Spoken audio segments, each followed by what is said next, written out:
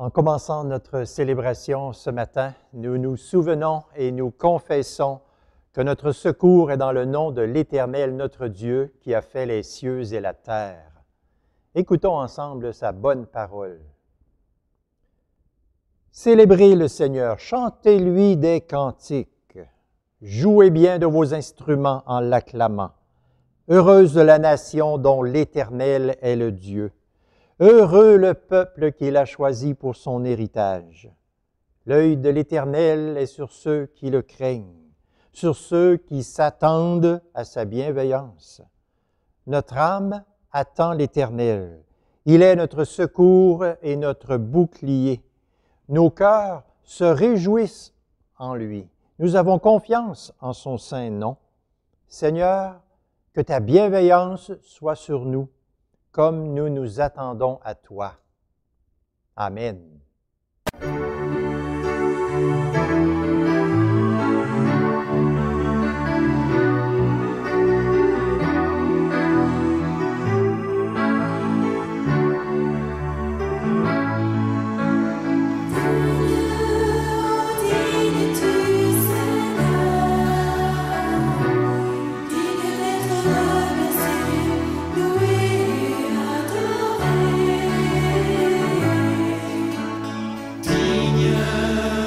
Digne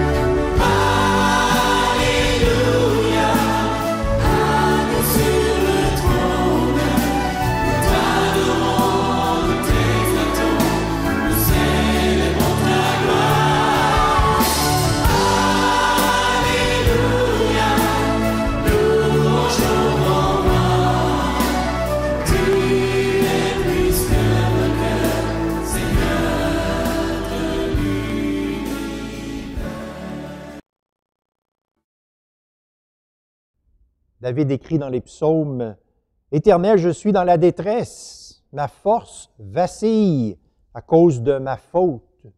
Les angoisses ont rempli mon cœur. Vois ma misère, Seigneur, vois ma peine. Fais-moi sortir de mes angoisses. Pardonne tous mes péchés. Garde mon âme et délivre-moi, Seigneur, car je mets en toi mon espérance. » Inclinons-nous dans la prière.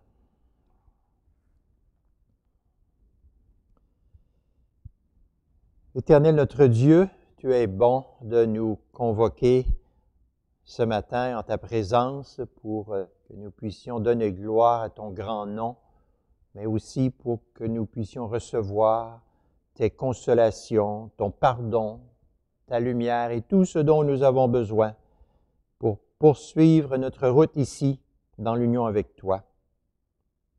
Seigneur, tu vois bien, tu connais la raison de nos troubles intérieurs et de nos angoisses, comme l'a exprimé ton serviteur David. La raison principale, c'est nos fautes.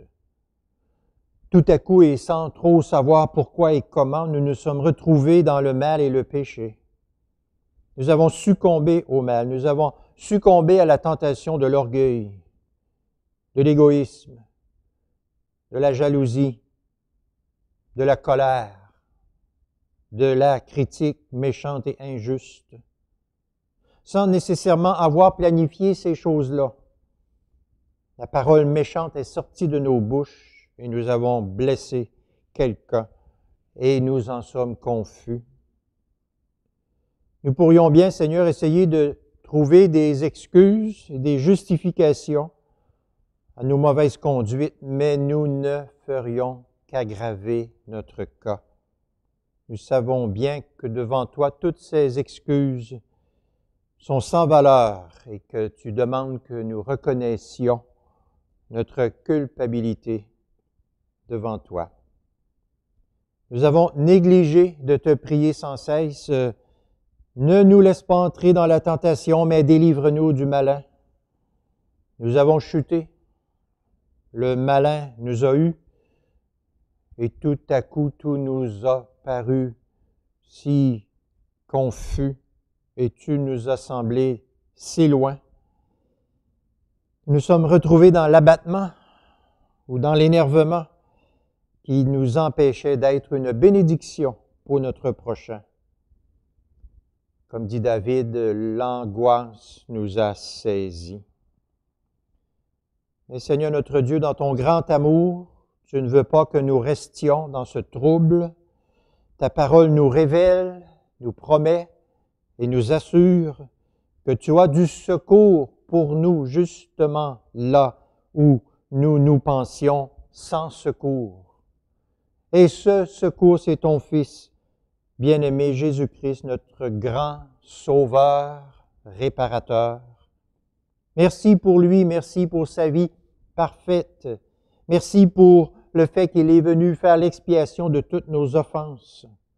Merci parce qu'il travaille en nous, par son esprit, à agir pour que le péché perde tout son charme. Pardonne toutes nos fautes, Seigneur, nous t'en supplions. Garde nos âmes et délivre-nous. Accorde-nous des forces nouvelles pour que nous puissions repousser toute menace du péché et en triompher. Nous t'en prions. Nous mettons en toi notre espérance. Amen. La Bible dit que Dieu est riche en miséricorde et à cause du grand amour dont il nous a aimés, nous qui étions morts par nos fautes, il nous a rendu la vie avec le Christ. C'est par grâce que vous êtes sauvés. Il l'a fait afin de montrer dans les siècles à venir la richesse surabondante de sa grâce par sa bonté envers nous en Christ Jésus. Amen.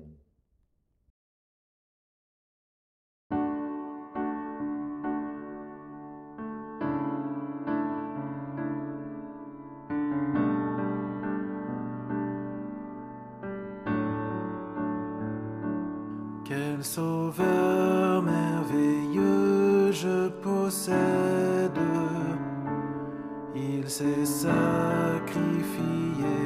pour moi, et sa vie innocente il cède pour mourir sur l'infâme bois, attaché à la croix pour moi, attaché à la croix pour moi. Il a pris mon péché, il m'a délivré, attaché à la croix pour moi.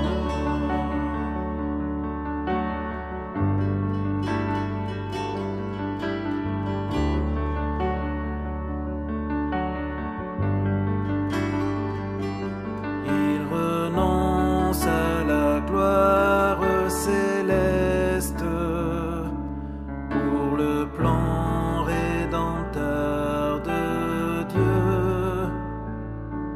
L'apparence est la plus modeste, auquel prix pour me rendre heureux, attaché à la croix pour moi, attaché à la croix pour moi. Il a pris mon péché, il m'a délivré, attaché à la croix pour moi.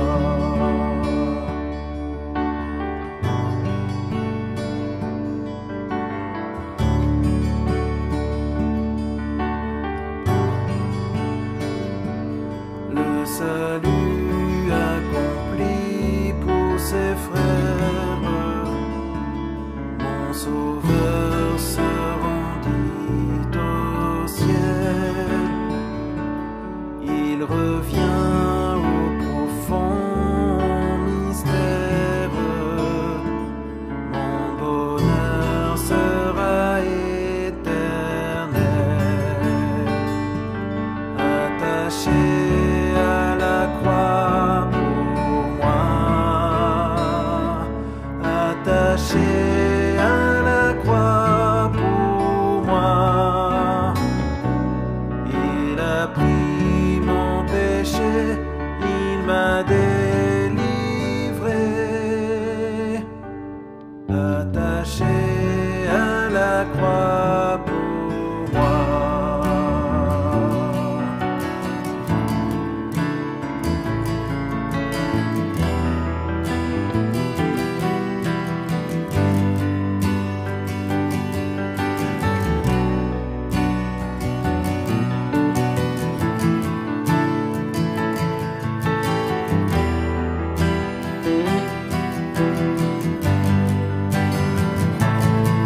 Attaché à la croix pour moi, attaché à la croix pour moi. Il a pris mon péché, il m'a délivré, attaché à la croix pour moi.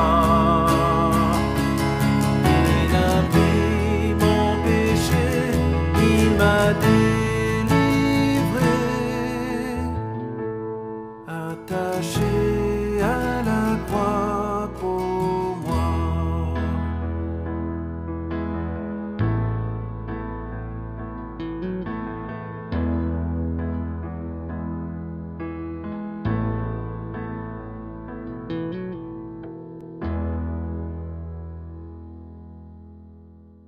Notre lecture principale ce matin est dans le livre des Psaumes, au psaume 61.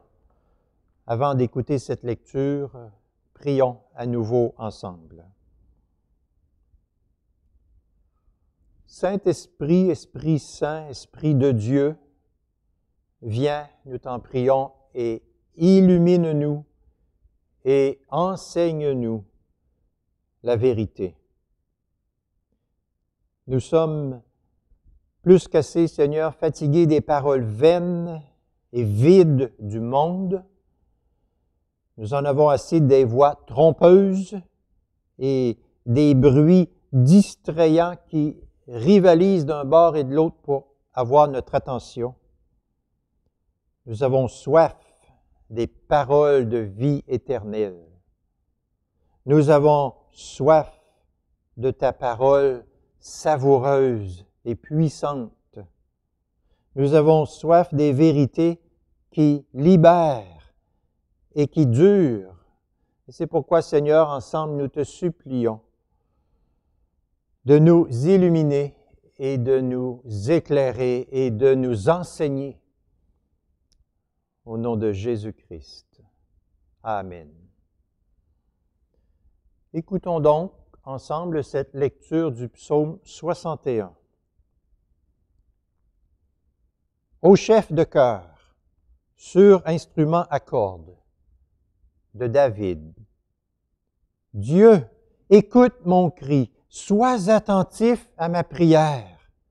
Du bout de la terre, je crie à toi, le cœur abattu. Conduis-moi sur le rocher trop élevé pour moi, car tu es pour moi un refuge, une tour forte en face de l'ennemi. Je voudrais séjourner éternellement dans ta tente, me réfugier à l'abri de tes ailes. Car toi, ô Dieu, tu écoutes mes vœux, tu me donnes l'héritage de ceux qui craignent ton nom. Ajoute des jours au jour du roi, que ces années se prolongent de génération en génération, qu'il siège pour toujours devant Dieu. Fais que ta bienveillance et ta vérité veillent sur lui. Oui, je psalmodierai sans cesse en l'honneur de ton nom, en accomplissant mes vœux jour après jour. Amen. Le ciel est couvert.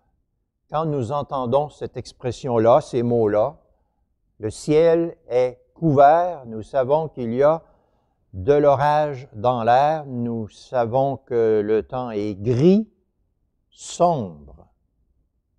Parfois, c'est dans nos propres vies que le ciel est couvert, c'est-à-dire que le ciel de nos cœurs est couvert parce que nous sommes au cœur d'une épreuve, d'une difficulté, d'une déception, d'un chagrin, et nous avons l'impression que tout est sombre, tout est gris, tout est assombri par les circonstances. C'est peut-être comme ça que vous vous sentez ces temps-ci, comme beaucoup de monde. Nous avions l'habitude de vivre dans un monde relativement stable, où nous pouvions raisonnablement planifier des choses pour nos existences. Nous avions un certain nombre de certitudes qui nous permettaient d'aller et d'avancer dans la vie, mais maintenant on dirait qu'il y a beaucoup de choses qui volent en éclats, beaucoup d'incertitudes qui se présentent à nous, beaucoup de choses dans lesquelles on a l'impression de perdre complètement le contrôle, et des craintes surgissent en nous, des craintes pour notre propre santé ou des craintes pour la santé des autres, santé physique, santé psychologique, pour nous-mêmes, nos amis, nos proches, plus encore pour des personnes âgées ou des personnes qui sont plus fragiles. Beaucoup de gens craignent pour leur emploi, pour leur situation financière, pour l'économie, pour l'approvisionnement des besoins qu'ils ont. Toutes sortes de craintes surgissent, assombrissent notre vie, et nous avons envie de dire oui, le ciel est couvert dans nos propres cœurs. L'auteur du psaume 61, David, pouvait lui aussi avoir ce même sentiment d'avoir un cœur qui est couvert. Lorsqu'il écrit ce psaume et que nous lisons au verset 3, qu'il a le cœur abattu, littéralement, ça dit qu'il a le cœur couvert comme par des nuages. Son cœur est assombri, son cœur est triste, c'est sombre. J'ai le cœur couvert, c'est ce qu'il disait en d'autres mots. Qu'est-ce qui expliquait sa situation? Pourquoi avait-il le cœur abattu, couvert de cette façon?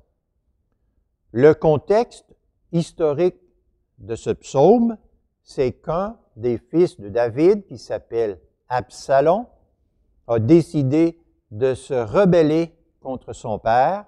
Il s'est constitué une armée. Il a renversé son père de sur le trône et maintenant David est en exil. C'est un roi fugitif. Il est loin. Il a le mal du pays. C'est pourquoi il dit au verset 3, « Du bout de la terre, je crie à toi, le cœur abattu. » Mais ce n'est pas tout ce que nous dit ce psaume. Ce psaume 61 est une perle. C'est un tout petit psaume, mais un psaume très intéressant, très riche, très instructif pour nous, parce qu'il nous apprend à savoir quoi faire lorsque le ciel de nos cœurs est assombri. Si le psaume commence d'une façon plutôt triste, il se termine dans l'espérance et dans la reconnaissance. Et nous allons ce matin essayer de découvrir le cheminement de David, ce roi fugitif, qui le fait passer de la tristesse à la louange. Premièrement, notez bien comment commence le psaume. « Dieu, écoute mon cri, sois attentif à ma prière. » Le tout premier mot du psaume après l'introduction, c'est le mot « Dieu ». Quand le ciel de notre vie ou de notre cœur se couvre, est-ce le premier mot qui nous vient à l'esprit? Autrement dit, est-ce que notre réflexe automatique, c'est de se mettre en prière et d'invoquer le secours d'en haut? Vous savez comme moi que ce n'est pas toujours ce que nous faisons.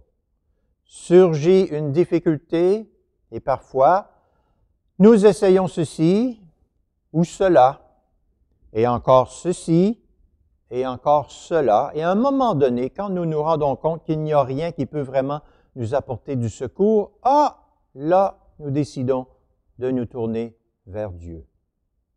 Nous ne devrions pas agir de cette façon, mais plutôt, tout d'abord, avant tout, premièrement, nous tourner vers Dieu pour implorer son aide, pas en dernier ressort, mais en tout premier lieu. Dieu, écoute mon cri. Et au verset 6, il dit, « Car toi, ô Dieu, tu écoutes mes vœux, c'est-à-dire mes prières. » Nous prions Dieu parce que nous avons la certitude que Dieu écoute ses bien-aimés. Écoute mon cri. Ce mot « cri » nous fait penser à une grande ardeur, une ferveur, un grand désir, un grand besoin, même une urgence ici. Il n'est pas question de faire des prières, de dire des prières tout en étant à moitié endormi et pas très intéressé par nos propres prières. Non. Si nous voulons que Dieu soit attentif à notre prière, bien, soyons attentifs nous-mêmes pour demander avec la plus grande ferveur au Seigneur ce dont nous avons besoin. Du bout de la terre, je crie à toi. David se sent à l'autre bout du monde, loin de sa patrie. La terre, dans sa pensée à lui, c'est d'abord et avant tout, la terre promise est d'abord et avant tout la ville de Jérusalem qui est la ville de Dieu. Quand David est chassé et qu'il doit aller au-delà du Jourdain, comme nous le lisons en 2 Samuel, pour lui, c'est comme s'il devient, de façon de parler, entre guillemets, extraterrestre. Il est au-delà de la terre, particulièrement choisi et béni par Dieu. Mais David sait très bien que le royaume de l'Éternel ne se limite pas à la terre promise, mais qu'il est le roi des rois, le roi de l'univers, et donc partout où il se trouve, David prend la peine d'implorer Dieu, de crier vers Dieu, de se confier à Dieu.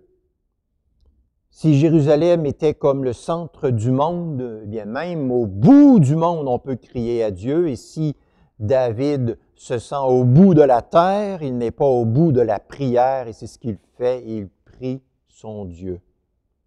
Du bout de la terre, ce sentiment d'éloignement et d'isolement, nous l'éprouvons nous-mêmes parfois dans nos propres vies, lorsque nous sommes accablés, terrassés ou aux prises avec nos propres misères, la misère de nos propres péchés.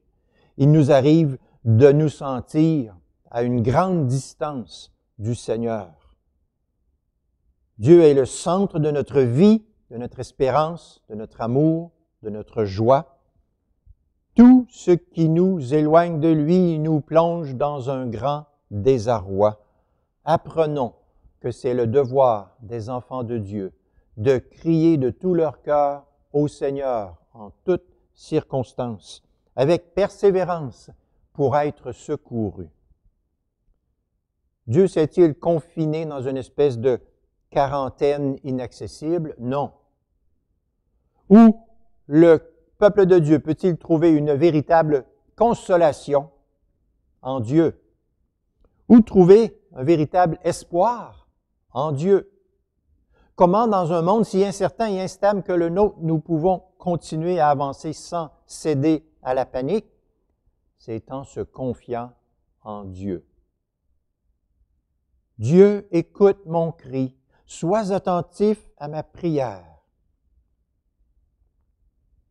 Deuxièmement, notez bien le sentiment d'impuissance de David lorsqu'il écrit au verset 3, « Conduis-moi sur le rocher trop élevé pour moi. » Qu'est-ce que c'est ici cette image? C'est quelque chose qui est assez remarquable et puissant. Nous avons ici l'image d'un naufragé. Le vaisseau sur lequel il se trouvait a été renversé. Lui, il se retrouve jeté, précipité au milieu de la mer qui est déchaînée. Il cherche à survivre. Il cherche son souffle. Il se débat. Il est sur le point d'abandonner. Il n'a quasiment plus de force. Et il aperçoit à un moment donné un rocher élevé qui pourrait lui permettre d'être sauvé. Ce rocher-là n'est pas juste au-dessus de l'eau parce que ce ne serait pas suffisant pour lui assurer la sécurité, mais il voit ce rocher et il veut y aller. Il veut grimper sur ce rocher, mais il ne peut pas. Il n'a plus de force. Il est à bout de force. Il a besoin de quelqu'un qui va venir le prendre et le mettre dans un lieu sécuritaire, mais il est incapable par lui-même.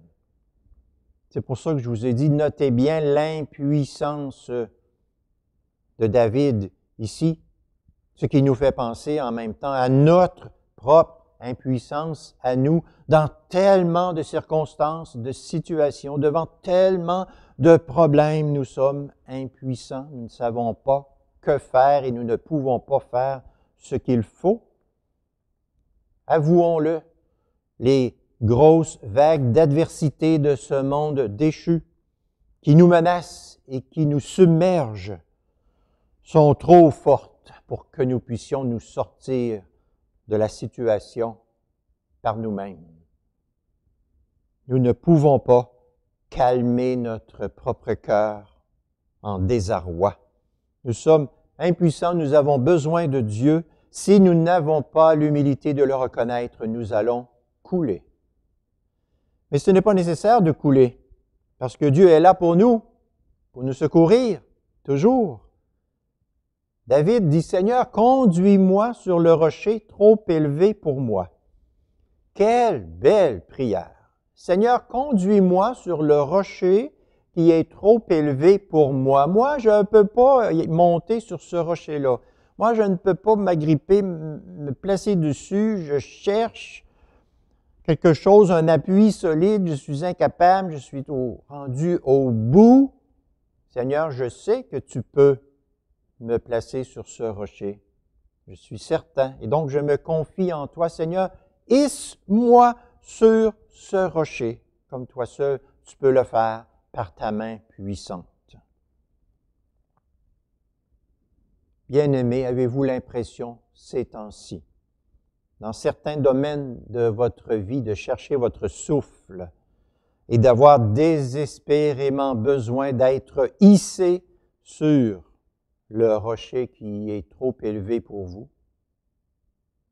Avez-vous l'impression de nager dans une mer agitée, tumultueuse, sans trouver un point d'appui solide sur lequel vous appuyez? Y a-t-il quelque chose qui vous accable, alourdit votre vie? Faites donc vôtre la prière du psalmiste ici. Seigneur, conduis-moi sur le rocher qui est trop élevé pour moi. Qu'est-ce qui, ces temps-ci, vous donne l'impression de couler? Est-ce que c'est l'avenir qui vous fait peur? Une possible deuxième vague de coronavirus? Est-ce que ce sont des problèmes familiaux, conjugaux, professionnels? Est-ce que c'est l'incapacité de pardonner à quelqu'un qui vous a offensé? Vous vous dites, mais comment serait-ce possible? Je n'y arriverai jamais, je ne peux pas lui pardonner. Est-ce que c'est une maladie qui se pointe ou un problème de santé qui revient? Qu'est-ce qui est comme un gros nuage noir au-dessus de votre tête ces temps-ci? Est-ce que c'est votre incapacité à devenir saint dans toute votre conduite comme le Seigneur nous y appelle? Est-ce que c'est une addiction qui vous retient encore prisonnier? Est-ce que c'est le problème de vos péchés qui vous troublent et qui font en sorte que vous vous sentez très loin de Dieu? Alors la prière du psalmiste est toute indiquée pour vous. Seigneur, conduis-moi sur le rocher qui est trop élevé pour moi. Nous avons vu premièrement que le tout premier mot du psaume après l'introduction nous indique que la toute première chose à faire, c'est toujours de prier Dieu. Nous avons vu, deuxièmement, qu'il est capital de reconnaître notre sentiment d'impuissance.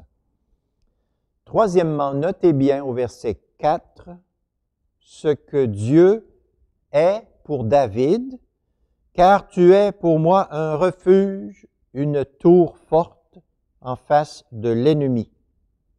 Un refuge. Ce mot-là est utilisé dans la Bible plusieurs dizaines de fois par toutes sortes de personnes différentes qui ont trouvé en Dieu un refuge, c'est-à-dire un abri, un lieu sécuritaire où enfin on peut respirer, on peut se souffler, on peut se détendre, on peut trouver repos et paix. David dit aussi, tu es une tour forte. La tour forte stabilisait les murs des villes fortifiées. En Proverbe 18, 10, le roi Salomon dit, « Le nom de l'Éternel est une tour forte.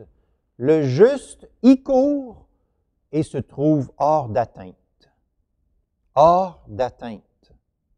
Hors d'atteinte de qui? Hors d'atteinte des ennemis. David écrit, « Car tu es pour moi un refuge, une tour forte en face de l'ennemi. » Les ennemis ne manquaient pas pour David. Les ennemis ne manquent pas aussi pour nous. Quels ennemis? La Bible répond le diable, les principautés, les pouvoirs, les dominateurs des ténèbres, les esprits du mal.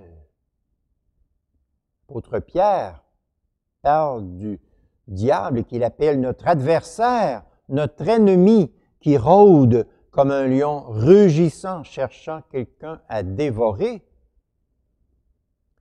Les lions que la majorité d'entre nous avons vus au cours de notre vie sont plutôt, presque toujours couchés dans les jardins zoologiques, apathiques. On ne les voit jamais se promener, chasser. Bien sûr que non. Ils reçoivent leur nourriture quotidiennement sans lever la patte. Mais dans leur habitat naturel, les lions ne vivent pas une vie de pacha comme ça. Ils doivent se cacher, ils doivent se promener en catimini dans les hautes herbes pour essayer de trouver une proie et de mettre leurs griffes sur cette proie en fonçant dessus. Eh bien, le diable, qui est comparé à ce lion rugissant qui cherche à nous dévorer, est pour nous un ennemi qui est trop fort que nous ne pouvons pas repousser, mais nous nous réfugions dans le Seigneur notre Dieu, qui est notre tour forte, et lui nous protège. Et grâce à lui, nous sommes en sécurité. David se rappelle, vous voyez bien, les délivrances qu'il a reçues autrefois de la part du Seigneur. Il ranime en quelque sorte son espérance et son courage en se rappelant ce que Dieu a fait pour lui. Et nous sommes sages si nous suivons son exemple, nous-mêmes en rassemblant dans notre mémoire les occasions où Dieu nous a accordé de belles et grandes délivrances pour ranimer notre courage et notre confiance et notre espérance en lui. Il nous a tant de fois délivrés et secourus, il va le faire encore. Il a été si souvent notre refuge, il va être encore notre refuge. Il a été tant de fois la tour forte dans laquelle nous nous sommes cachés et il sera encore notre tour forte. David écrit au verset 5, « Je voudrais séjourner éternellement dans ta tente, me réfugier à l'abri de tes ailes. » Ou comme traduit certaines versions, « Je voudrais vivre sous le couvert de tes ailes. » Notre cœur est couvert à cause de difficultés. Nous courons vers Dieu qui nous couvre de ses ailes, les ailes de son amour. Il nous procure une protection affectueuse et bienveillante.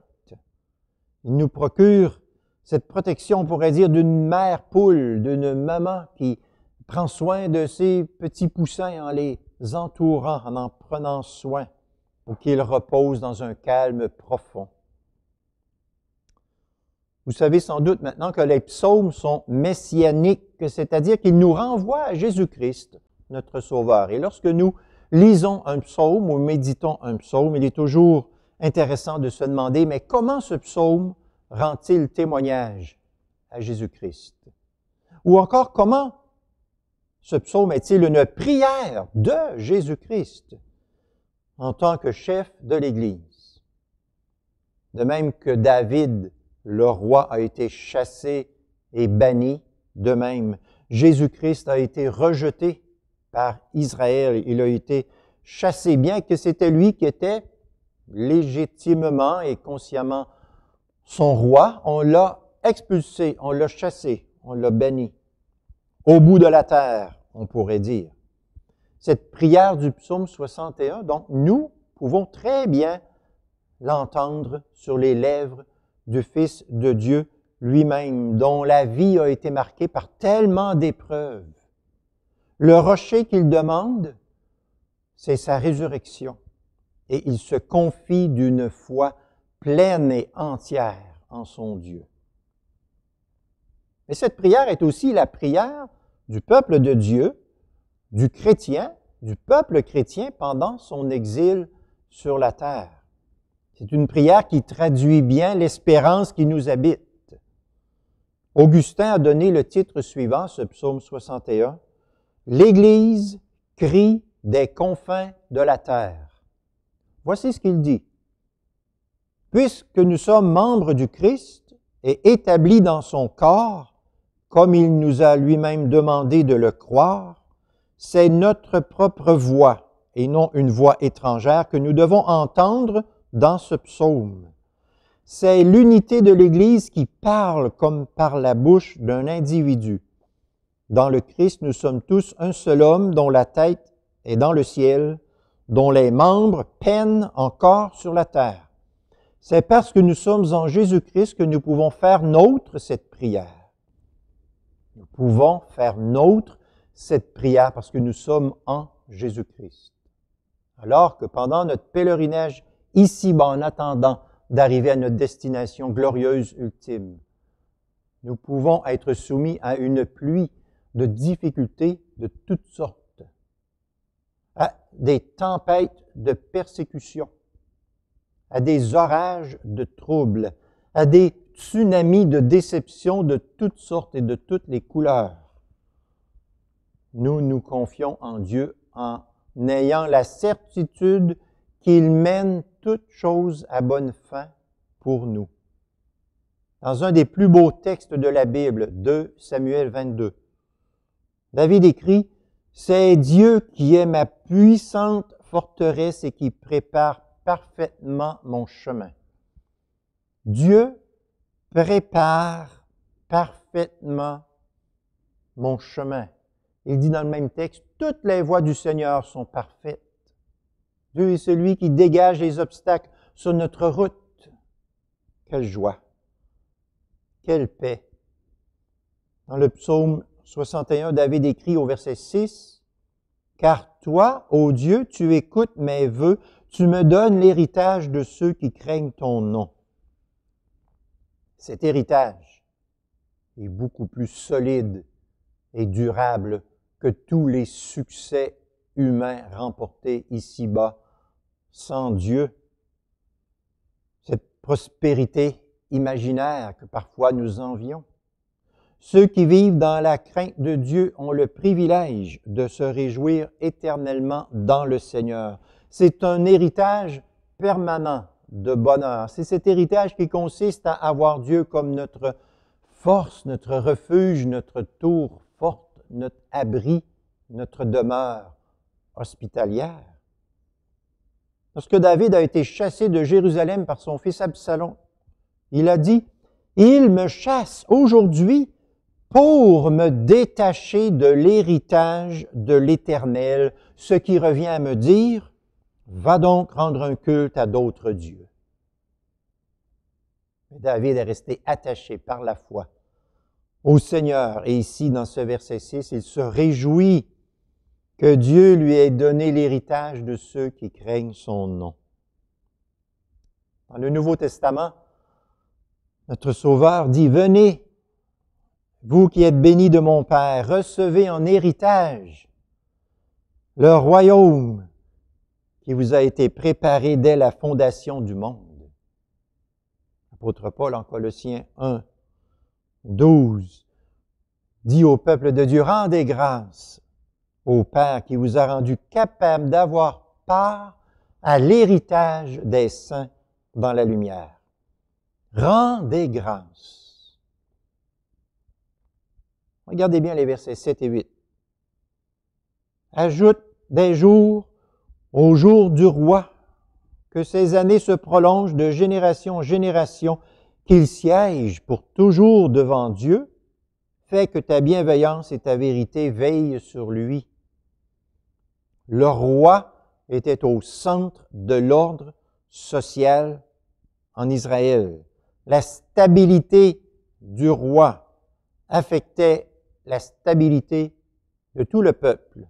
Le roi terrestre en Israël préfigurait le grand roi, Jésus-Christ, qui allait venir. Et quand il est venu, Jésus a annoncé la bonne nouvelle du royaume des cieux, le royaume des cieux, son royaume. Parce que c'est lui, Jésus, qui est le grand roi, qui siège pour toujours. La bienveillance et la vérité sont comme les gardes du corps de ce trône royal. Et nous avons, nous aussi, besoin, à tous les instants, de cette même escorte pour chacune de nos vies, la bienveillance et la vérité. Et c'est ce que David demande ici. Ce qui nous amène à la grande finale de ce psaume au verset 9. Oui, je psalmodierai sans cesse en l'honneur de ton nom, en accomplissant mes vœux jour après jour. Sous la pression de calamité, le roi David s'est confié en l'Éternel et a trouvé refuge et délivrance auprès de lui. Il s'est appliqué à chercher l'Éternel. Maintenant, il s'applique à remercier l'Éternel, à le louer. Oui, c'est ce qu'il veut faire, célébrer Dieu constamment. Il exprime sa résolution à persévérer dans la célébration constante et fidèle des louanges du Seigneur. Si nous sautons de joie lorsque Dieu nous délivre, ne boitons pas en louange quand c'est le temps de le louer, de le remercier. Les élus prient Dieu. Quand ils sont dans la détresse, Dieu les délivre et ils célèbrent Dieu. Oui, je psalmodierai sans cesse en l'honneur de ton nom, Seigneur. J'aimerais maintenant m'adresser en conclusion plus spécialement à quiconque écoute cette prédication et n'est pas encore dans la famille de Dieu.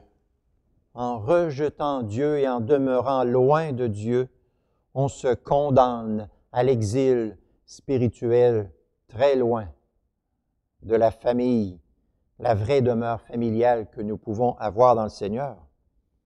Les sociétés occidentales ont largement tourné le dos à Dieu en considérant qu'il n'était plus pertinent pour leur culture. Vous avez peut-être été entraîné vous-même dans cette vague de non-foi. Vous n'avez pas la paix. Vous ne pouvez pas avoir la paix. Et vous ne l'aurez jamais tant que vous demeurerez dans cette condition-là. Impossible de trouver la paix loin de Dieu. Impossible. Et en plus, il y a ce coronavirus qui menace notre vie. Vous savez probablement maintenant que le mot corona est un mot latin qui veut dire couronne.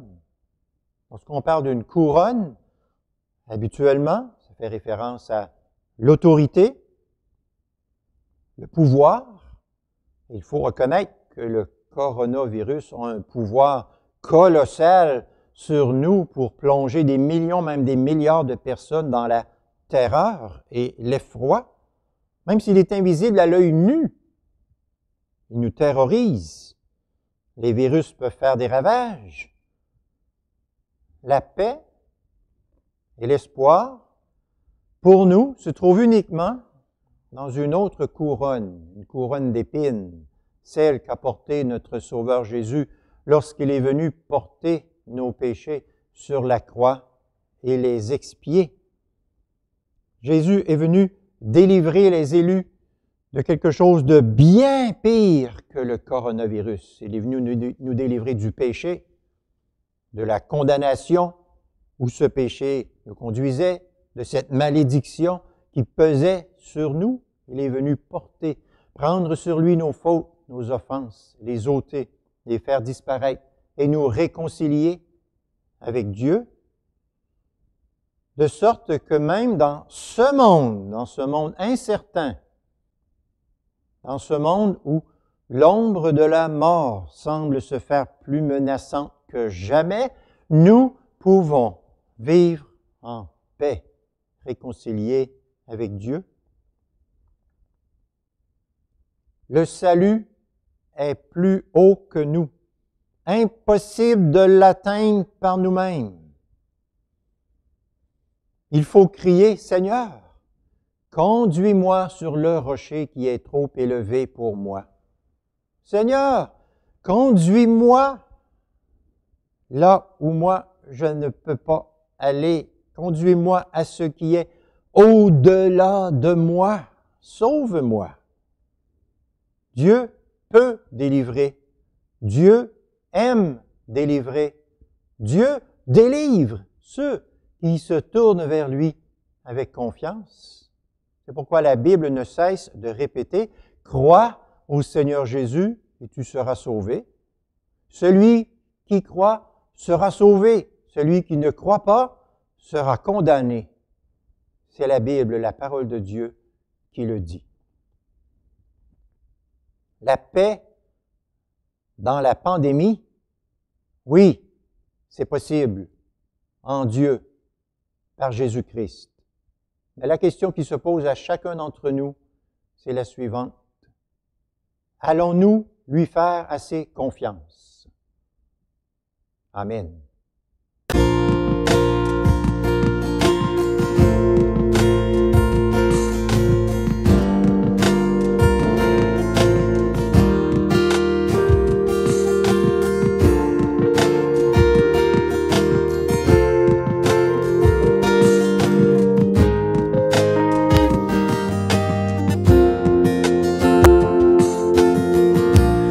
Ô Jésus, mon sauveur, Seigneur, nul n'est comme toi. Jour après jour, je te louerai, car ton amour est merveilleux.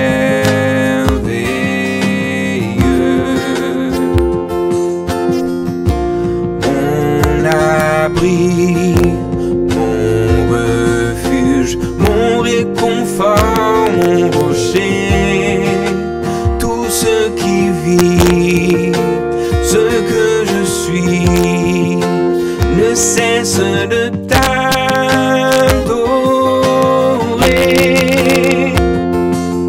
Chante au Seigneur, crie de joie, terre entière. À Dieu la gloire, la puissance et l'honneur. Les monts s'inclinent et les flots rugissent à l'écho de ton nom. Je vois tes œuvres et mon cœur crie de joie. Je t'aimerai, je tiendrai par la foi. Rien ne pourrait égaler tes promesses pour moi.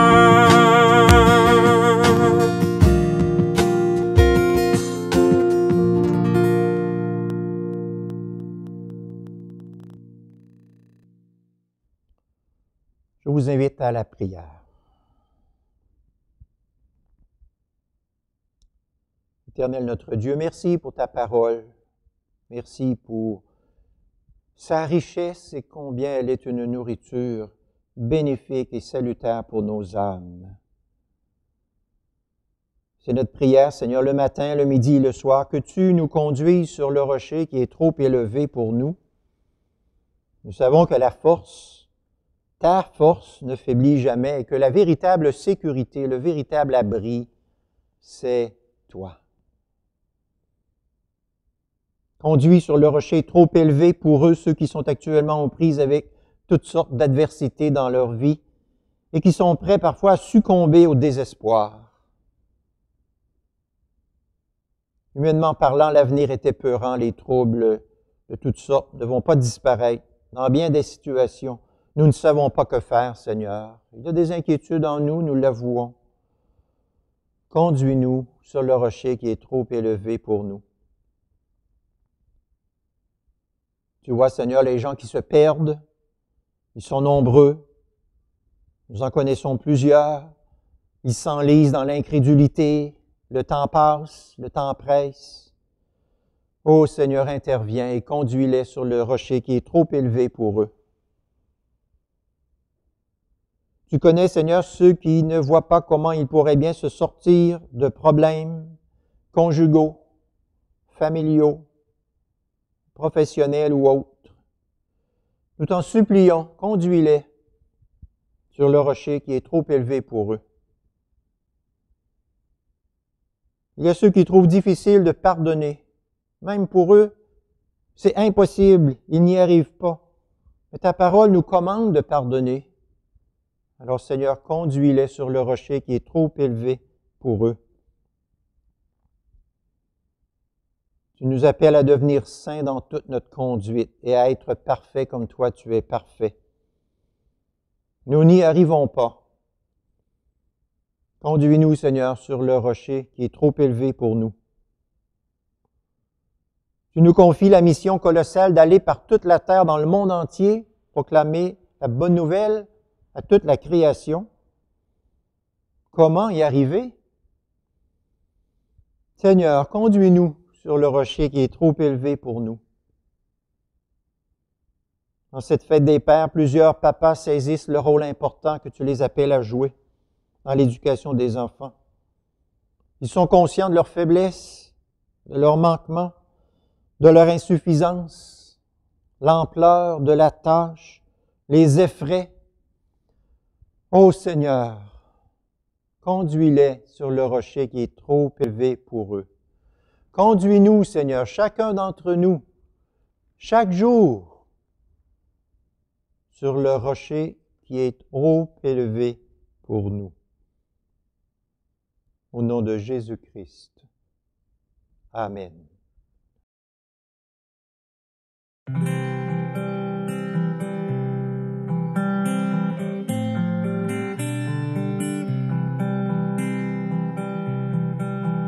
Quel repos céleste, Jésus, d'être à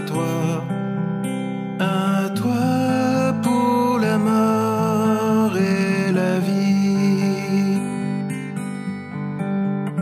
Dans les jours mauvais, de chanter avec foi, tout est bien, ma paix est infinie. Quel repos, quel repos, quel repos, quel céleste repos. Quel repos céleste, tu conduis mes pas, tu me combles de tes richesses. Dans ton grand amour, chaque jour tu sauras déployer envers moi tes richesses. Quel repos, quel repos, quel repos, quel céleste repos.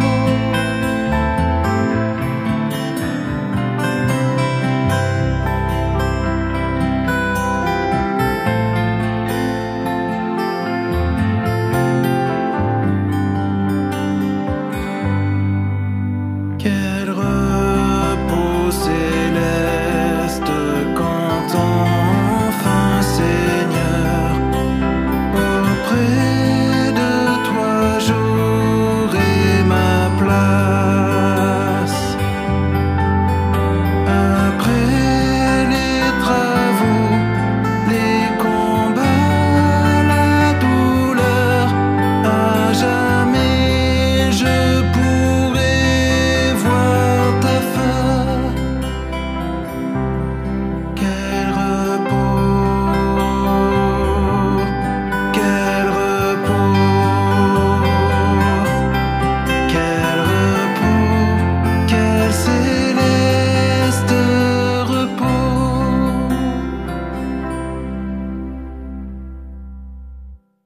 La Bible dit que l'Éternel Dieu est un soleil.